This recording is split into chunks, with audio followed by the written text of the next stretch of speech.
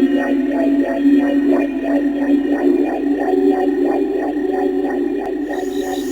yeah. To your whole, Oh yeah. your whole life? That was Okay, cool for me as okay. a kid. There's always this famous picture of this like apparition on the stairs, like coming down the stairs, and I can remember just staring at it. Oh my goodness, you know. And back then, of course, I grew up on, you know, Bigfoot, Loch Ness Monster, UFO pictures, the same old ones that have been exposed, and and people who took those photographs have now even come forward saying they were making hoaxes and stuff like that. Oh, and you answer this for all the viewers, Rochelle. Is there such things as ghosts? Yes. I've seen it. I've heard it.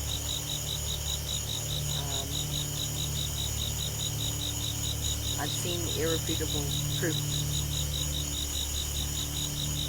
We'll take that. Ladies and gentlemen, there are such things as ghosts. They do exist. We've been with Rochelle White here. You've been a lovely guest. I think a good evening, and I feel like it was kind of ghostly. The leaves are blowing. Our next guest here on the Charles Cullen Show is none other than Philip Hurt. Philip. Yes, Charles. What would be your opening words to introduce yourself here tonight? I'm sure you've got something in mind. You know, zombies don't live forever. You know, they're going to decompose and fall apart. I was looking over here, and I don't really want to go get a chilled glass for you or go through all that stuff. Plus, you're a guy. I mean, you know, what am I going to get out of that? So I just want to give you the whole rest of the bottle of King Cobra. Ladies and gentlemen, Philip's going to now drink at least half of the King Cobra here to start this kind of a Halloween tribute.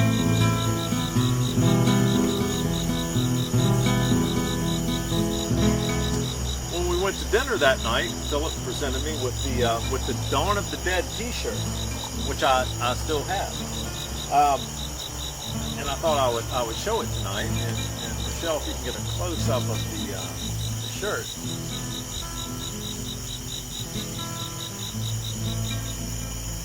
It was hard to part with this shirt. And I guess which is what brings us to tonight's segment with Philip is zombies. Now, when I was growing up, you know, there was Night of the Living Dead and there was Dawn of the Dead, which we were all thrilled with, and then zombies just kind of faded away. Now it seems to be a huge fad. Why? Why do you think? Well, it's turned into almost like a subculture, and I'm not exactly sure why people are so fascinated with it, because myself, I'm obsessed might be the word to use, but I'm not really sure. I think it's that it's a whole, you know, you have monster movies, you're like, okay, you get Frankenstein, just, you know, move to another country.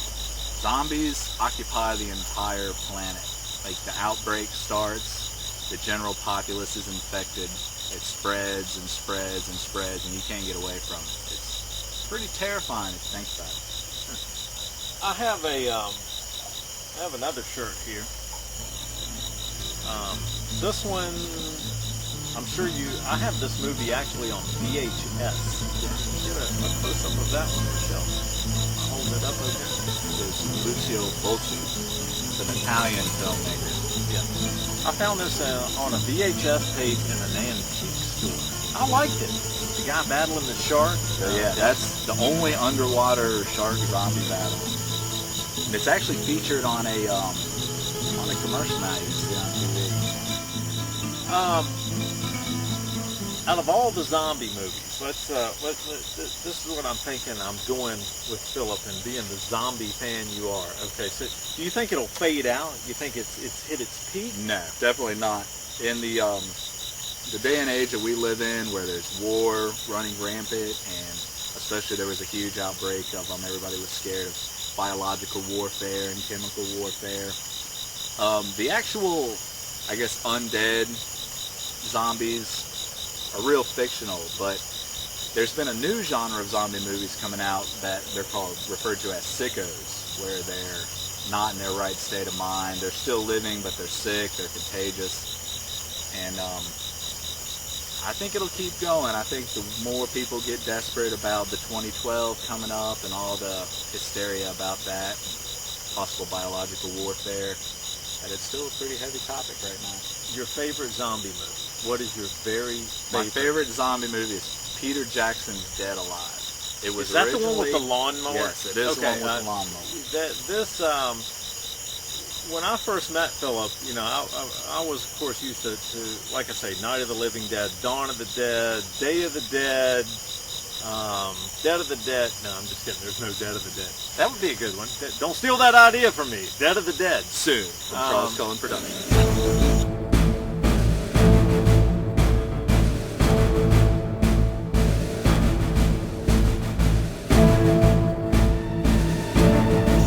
There was piles of zombie movies, and I thought I'd seen them all. I'd never seen Shaun of the Dead, which you introduced me to. But when you let me watch a clip, I think, at your place, and then you let me borrow the movie. And what was it with the lawnmower scene? Dead Alive. Dead Alive, Yeah. where the guy's going through with the lawnmower and so I realized that it had reached these amazing peaks of violence, film gore, of special effects. Actually, the because goriest I was movie- always amazed by Dawn of the Dead. I thought it was just some of the best squib shots ever. But go ahead. That's actually the goriest movie probably filmed. I'm not sure to this day because there's been some slasher films that have come out that have been pretty gory. So probably of its time, the goriest zombie movie ever filmed. The lawnmower scene runs for about 18 minutes. So this is your favorite. That is my That's favorite. your favorite of all zombie All movies. zombie movies. All right, let's go back to some of the classics. Let's go to Night of the Living Dead, and let's go Night of the Living Dead. I mean, I think we know that pretty thoroughly. Let's go to my favorite zombie movie, Dawn of the Dead.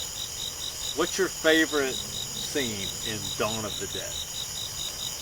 I think we share a favorite scene, but I'm not going to steal your thunder on this one.